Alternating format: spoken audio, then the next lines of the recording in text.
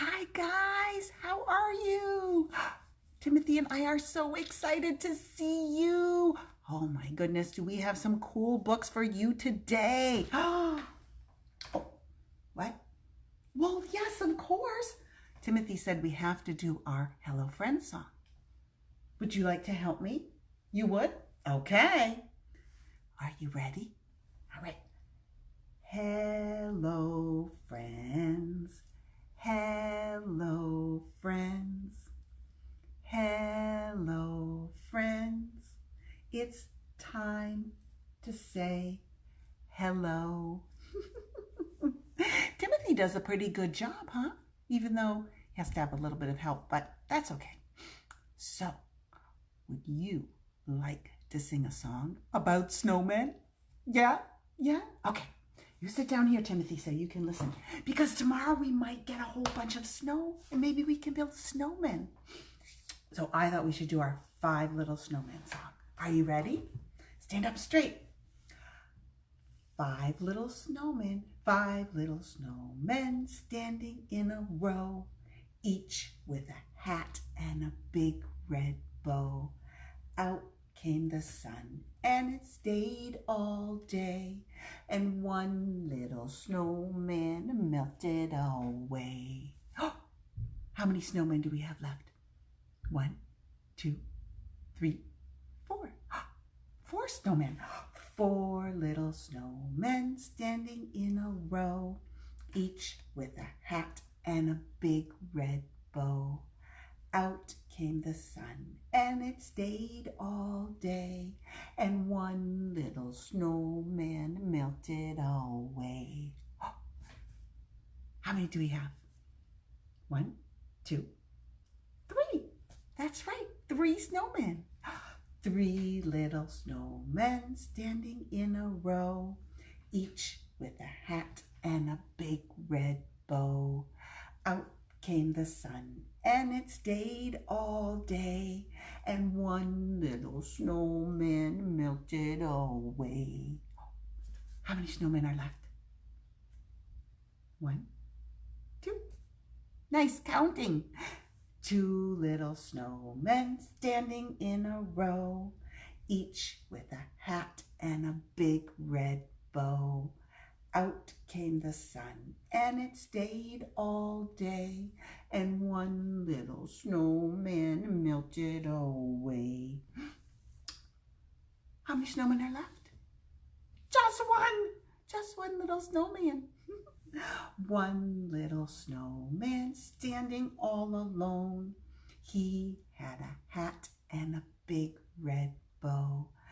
Out came the sun and it stayed all day, and one little snowman melted away. Oh, how many snowmen do we have left? No snowmen. 0. I don't know, if we build some snowmen tomorrow, they might stick around for a while, huh? So I have for you a brand new book. Look at this, brand new. It's called Buttercup the Bigfoot, and it's by Douglas Rees and illustrated by Isabel Munoz, and it was published by Henry Holt. So thank you to all those people for letting us read this really funny book.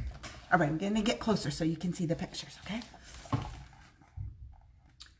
Willa Cathart Wilmerton was the bravest little girl in the world. She climbed the tallest trees. She swam in the deepest waters. She petted the meanest dogs. She even liked spiders. Now, you know I like spiders too. Willa was good in school. She could spell helicopter, Helicopter, and played the oboe in the orchestra. She was in Scouts. She had 328 merit badges. And on Friday nights, Willa liked to climb up on the roof and howl at the moon all night long. Can you howl with me? Howl! Kind of like you sound like a wolf, huh?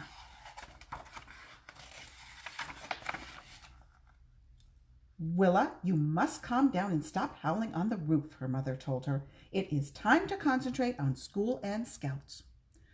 So Willa decided to go somewhere where her mother couldn't hear her. She packed her bag and went to the mountains. High in the mountains lived a Bigfoot. She loved to scare hikers. She would leap out of her hiding place and roar and show her fangs and stomp her huge feet. Then she would howl. Can you howl? Ow! The hikers would drop their gear and run. The Bigfoot would take it all home and decorate her house with it. High on the steepest peak, Willa reached the Bigfoot's favorite scaring place. The Bigfoot leaped out and screeched. Aye! Willa smiled. And then she said, "Howl!" Nice howling. The Bigfoot snarled and waved her long, strong arms. She jumped up and down so hard she almost shook the mountain. "I like you," Willa said. "You've got big feet." And then she went, "Ow!" Finally, the Bigfoot bent over and wiggled her sharp claws. She growled and showed her fangs. Willa threw back her head and howled her favorite howl. Ow! It's kind of fun to howl, isn't it? The Bigfoot just stood there. "What's your name?" Willa said. "Roar," the Bigfoot said. "Your name is Buttercup, okay?" Willa said. The Bigfoot nodded. "I'm getting cold," Willa said. So Buttercup picked Willa up and carried her back to her cave. Well, that was awfully nice of her, huh? "What a lovely home," Willa said. "Let's play house. You be the baby and I'll be the mommy." "Roar," said Buttercup. "I'll teach you," Willa said. Do you think the Bigfoot could be a baby? That's a very big baby. Willa gave Buttercup a bath.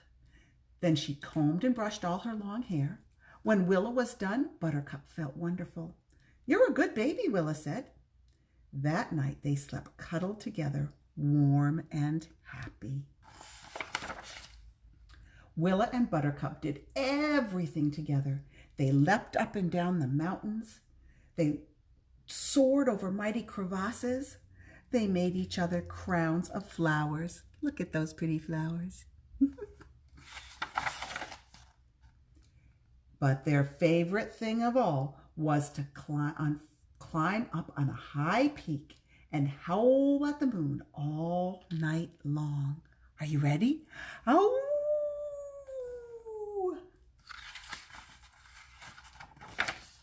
One day, a helicopter landed. Willa's mother got out.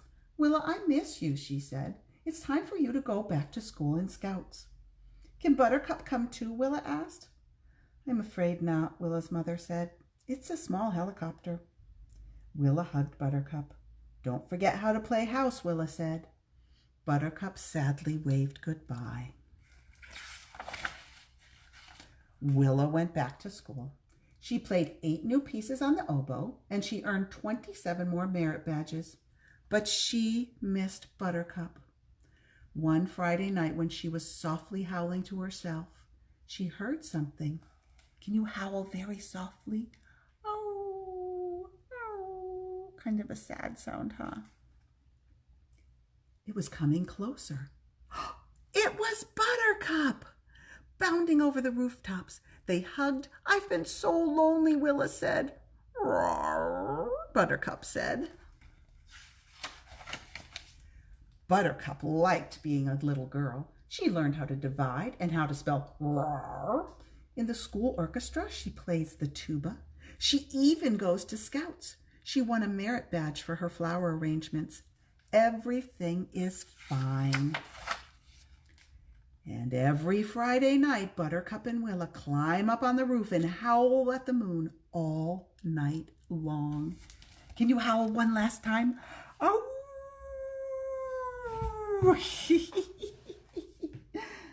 That is pretty fun to howl, huh? Kind of sound like a wolf. Okay, so do you know what it's time for? I think it's time for bubbles. All right, are you ready? Ready? Oh, they're right at me. Good grief. Dancing, dancing all around. Dancing, dancing, dancing. Dancing any way you please. But stop when I say freeze. Ooh, nice freezing. How about clapping? Clapping, clapping all around. Clapping, clapping, clapping. Clapping any way you please. But stop when I say freeze. Ooh. How about stomping? Stomping, stomping all around. Stomping, stomping, stomping. Stomping any way you please. But stop when I say freeze. Ooh. Our last one. Are you ready? Dancing, dancing all around. Dancing, dancing, dancing. Dancing any way you please.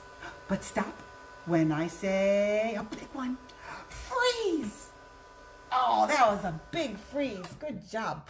Have some bubbles, huh? All right. So I have one of my favorite Hanukkah books for you today. And I am going to read this Hanukkah book especially for Troy because Troy is right now celebrating Hanukkah. So happy Hanukkah, Troy. All right. And to all the rest of you who are celebrating Hanukkah, happy Hanukkah. This is Smelf, the Hanukkah Elf. And it was written by Greg Wolfe and illustrated by Howard Macmillan. And it was published by Bloomsbury. So thank you to all of them for letting us read this book.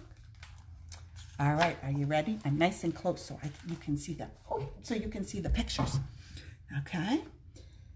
Up at the North Pole, covered in snow, you'll find Santa's workshop, as most of you know. But no one can do all that work by themselves, so helping him out is his army of elves. That's a lot of elves. The most unsung elves, with those who assist, are the elves in charge of checking the list. They all work so hard, down to the last elf, and the newest of them was a fellow named Smelf. Oh, there he is.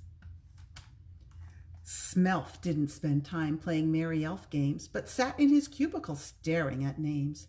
His job was to check through Santa's list twice to see whether kids had been naughty or nice. Smelf loved what he did, but as Christmas drew near, he looked at his list and he cried out, "Oh dear!" He'd found many children who'd been quite good, but would not receive presents, though it seemed that they should. He ran like a flash to see the head elf, who smiled and said, Now, calm yourself, Smelf. Of course you don't know, since you're still quite newish, but the kids on this list are actually Jewish. They don't celebrate Christmas, but that's fine, you see. They celebrate Hanukkah, their own jubilee. It won't be dear Santa who brings them a gift, but their mommies and daddies. Do you get my drift? Smelf returned to his desk. His mind was quite shaken. Kids with no Christmas? He must be mistaken. So later that night, careful not to be missed, he snuck off to find a house on his list. Do you think elves sometimes sneak down from the North Pole? Smelf peered in. Can you see him in the window? Smelf peered in and wondered, could this be right? There wasn't a tree or a stocking in sight. Instead, he saw menorahs with candles so thin, and children were giving their dreidels a spin. Look at that. There was gelt chocolate coins wrapped in gold foil and latkes frying in pans filled with oil. Then Smelf saw there were presents, one for each night. His elfish eyes gleamed to be squealed with delight. Smelf listened as Mom told the Hanukkah story of the Maccabees' battle for Israel's glory. And though the brave soldiers won their great fight, their temple had oil for only one more night. But once they set the oil ablaze, a miracle happened. It lasted 8 days. "Hey, I get it," Smelf said with a grin. "Hanukkah's awesome. I am totally in." Then he raced back north and went straight to the boss, the big man himself, good old Santa Claus. Smelf explained his discovery this holiday grand, and when he was done, Santa held up his hand. "Good, Smelf," chuckled Santa. "It fills me with joy to see how you care for Jewish girls and boys. It shows me that you are much more than a clerk, and so I will task you with this special work." Santa's going to give him a special job. Hanukkah is time for family and song, for joy and tradition. It's where you belong. I've decided at Hanukkah you'll travel the world, bringing magic and joy to each boy and each girl. Santa gave Smelf clothes of white and blue, the colors of Hanukkah. That much Smelf knew. And a sleigh that could soar straight through the air with a Jewish reindeer by the name of Asher. Now, you good Jewish kids, for 8 nights each December, Smelf will come visit, some years in November.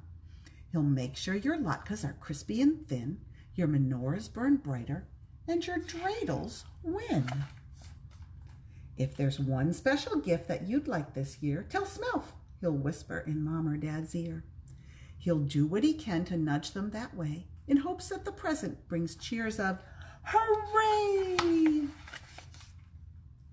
To reward Smelf and Asher for all their goodwill, you can leave out some gelt and a nice kosher dill. A pickle? Would you give a reindeer a pickle? I'm thinking I might try it this year. What a magical Hanukkah, you'll think to yourself. See you next year, Smelf, the Hanukkah elf. Was that a good story, huh? Yes.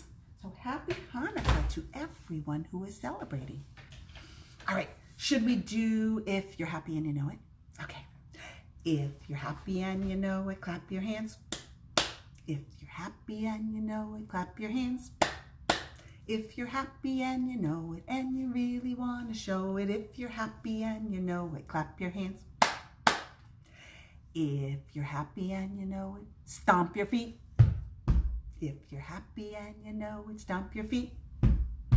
If you're happy and you know it, and you really want to show it. If you're happy and you know it, stomp your feet. If you're happy and you know it, carefully beep your nose, beep, beep. If you're happy and you know it, beep your nose, beep, beep. If you're happy and you know it, and you really want to show it. If you're happy and you know it, beep your nose, beep, beep. If you're happy and you know it, cover your eyes. Boom. If you're happy and you know it, cover your eyes. Boom. If you're happy and you know it, and you really want to show it. If you're happy and you know it, cover your eyes. Boom. And we forgot our favorite one.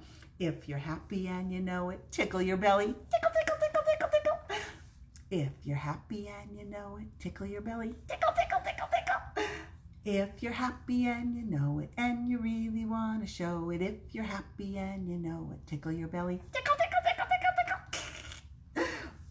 All right, I have one more book for you. I have to reach all the way over there for it. This one is called Naughty Ninja Takes a Bath, and it's by Todd Tarpley and illustrated by Vin Vogel, and published by Two Lions, which is a really cool name for a publishing company. Okay, so you're going to need to help me in this book. So, can you say, "Ninja to the rescue"? Good job. Can we say it one more time? Ninja to the rescue. All right, so I'll let you know when you need to know that, because something interesting is going to happen when you do. Are you ready? Naughty Ninja emerged from the jungle after a long day of training. He was covered with river mud, smelly leaves, and beetle dung. Do you know what dung is? It's poop. Beetle poop. Oh my goodness. Flies buzzed around him. Crossing one last raging river in his backyard, he entered his secret ninja training camp. Naughty Ninja needs food, he announced. You will, said Dad. First you need a bath. Then we'll have ninja nuggets for lunch, Mom added. Now, Will, you're going to take a bath calmly, said Dad. And whatever you do, you're not going to say, Ninja to the rescue. Whatever you say that, something bad happens. But Naughty Ninja wasn't paying attention. The flies that had been buzzing around him were now buzzing around his dad. Naughty Ninja suddenly realized there were wild, poisonous flies from the jungle. He quickly hatched a plan. Don't say Ninja to the rescue, pleaded Dad. Please don't say Ninja to the rescue. Are you ready? Are you ready? Ninja to the rescue, shouted Naughty Ninja. No, cried Dad in slow motion, but Naughty Ninja was too fast. Uh-oh, what happened to Dad? He fell in the bathtub. Naughty Ninja wondered why Dad was in the bathtub with his clothes still on. A wild, angry alligator must have pulled him in. Do you see that wild, angry alligator? It's very camouflaged in there. Is Ninja Dad okay? He asked. Ninja Dad does not want to be in the tub, said Dad, trying to sound calm. Ninja Dad wants you in the tub. Naughty Ninja quickly hatched a plan. Are you ready? Ninja to the rescue! No, Dad cried in slow motion, but Naughty Ninja went too fast. Water was everywhere, on the ceiling, on the walls, all over the floor, but the coast was clear. Naughty Ninja had saved his dad. Is Ninja Dad better now? He asked. Actually, no, said Dad, squeezing water from his clothes. Ninja Dad is not better. Naughty Ninja wondered what Dad meant. Naughty Ninja had rescued him from wild poisonous flies and a wild angry alligator. If Dad was still in trouble, it could mean only one thing. What do you think it means? Invading samurai warriors. But Naughty Ninja had a plan. He grabbed a bottle of bubble bath. Are you ready? Ninja to the rescue! No, cried Dad in slow motion. But Naughty Ninja was too fast. Bubbles quickly filled the tub and spilled onto the floor. In a matter of seconds, they filled the entire bathroom. Run, Ninja Dad, shouted Naughty Ninja. Run! Naughty Ninja jumped from the tub to the toilet seat, to the sink, and out the door, with Bubbles close behind. Dad grabbed an armful of towels and ran after him. Will, stop, wailed Dad. You're making a huge mess. Then Dad slipped, landed on a towel, and went sliding across the room. He bounced off a wall, then slid back across the floor in the other direction. Whoa! Naughty Ninja thought that looked like fun. Whee! So he slid across the room too, all around all four walls, even the ceiling. Yippee! Cried Dad, suddenly having fun. Boys, cried Mom, what have you done?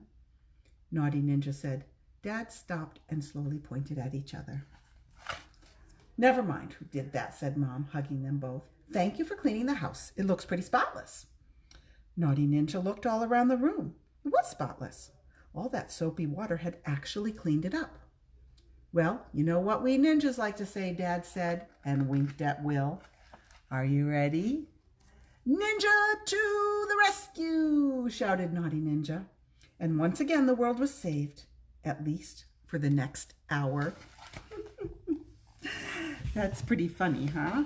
An alligator in the bathtub? Yikes. So we are almost done, but before we sing our goodbye song, I wanted to let everybody know that out on the porch, we're going to have a takeaway craft kits again today. And it's a grab bag of all kinds of different Christmas crafts. So you don't know what you're going to get, but they'll be out on the porch today. And then depending on the snow, they'll probably be out there tomorrow if there's any left. But I would suggest you pop by and get them today. All right. Oh, what? Oh, I think so. Do you want me to ask them? Okay. So Timothy wanted to know if you wanted to hear another one of his jokes. You do? He told me it's a joke about turtles. Okay. So what is the joke, Timothy? Okay. So the joke is, what's a turtle's favorite sandwich?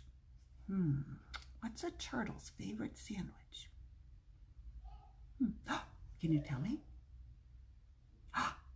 It's peanut butter and jellyfish. That's pretty funny. That's a very funny joke, Timothy. Okay. Would you like to sing our goodbye song now? Are you ready?